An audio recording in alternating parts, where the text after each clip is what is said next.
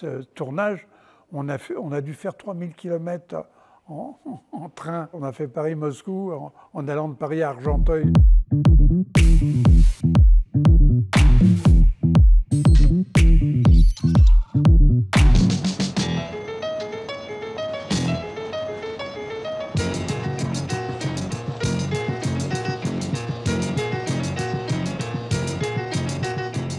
Un jour, le Berma, quand j'ai fini la track, il m'a dit « Est-ce que ça t'intéresserait de faire un truc sur les banlieusards ?» Moi, quand j'étais enfant, j'allais à l'école à Sèvres. J'habitais Montmartre, mais j'allais à Sèvres à l'école.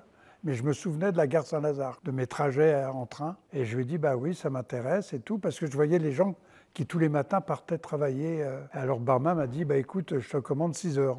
T'as eu ta correspondance hier? Non, je l'ai raté. Tu vois, je t'avais prévenu. Ouais, ça va faire marcher les gens. Quelle idée d'habiter le Val d'Argenteuil aussi. Quelle idée.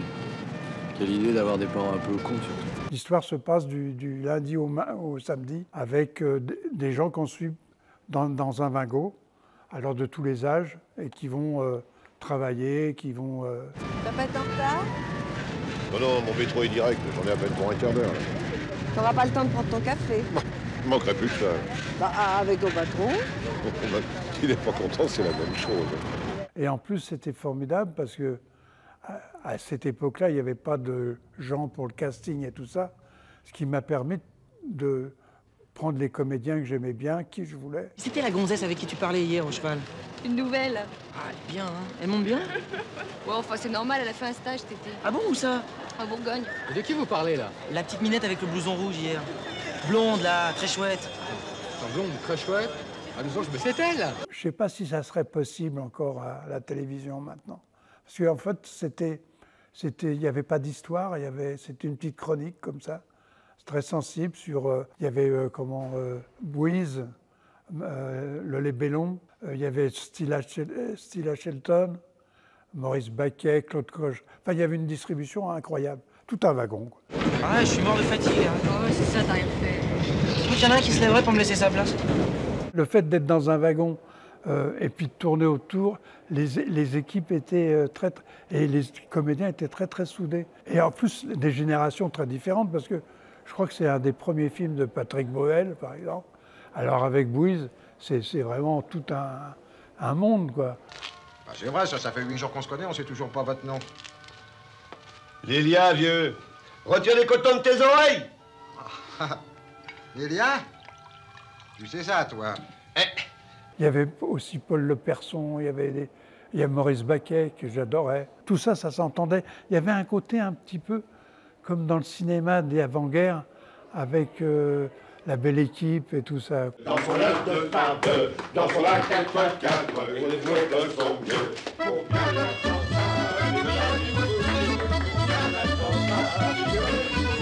Cette série, c'était une sorte de front populaire. On sentait arriver Mitterrand. Et pendant le tournage, en fin de compte, c'était en 81, Mitterrand est arrivé et ça a donné un coup de fraîcheur à toute la production. L'équipe était heureuse de travailler, les comédiens, enfin tout le monde était heureux de travailler. Mais c'était un peu la situation parce que tout d'un coup, il y avait comme un courant d'air, il y avait un coup de balai. Parce que c'est vrai que les banlieusards, tout le monde s'en fout, quoi. La banlieue, tout le monde s'en fout. On a fait, c'était un peu comme un truc à l'italienne, comme les films italiens d'avant.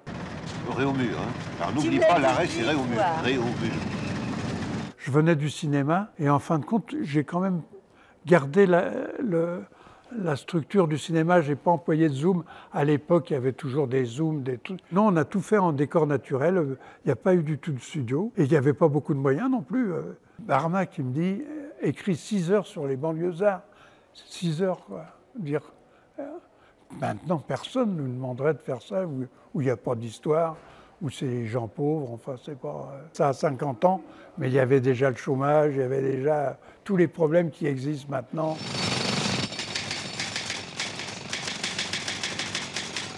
Tapez un peu moins fort à la machine, je vous en prie, Catherine. Oh. Mais jamais on m'a dit c'est pas bien, ou faut pas faire ci, ou faut pas... On m'a vraiment laissé une carte blanche incroyable. Et aussi une production, parce que d'habitude, on propose le sujet, on attend 6 mois, après on tourne, on essaye de discutailler. Là, on m'a laissé une liberté complète. Donc, c'est pour ça que je garde un très très très bon souvenir. Souvent, au cinéma, ça se passe moins bien que là. Alors maintenant, ça a changé parce que c'est les producteurs qui ont pris les choses en main. Et le réalisateur, c'était un petit peu un mercenaire, quoi. Alors qu'avant, on était considéré pour ce qu'on est. Et c'était la grande époque, quoi. Il y avait les films de Faivig, de Jean Prat et tout ça. Et c'est vrai que ça a beaucoup changé.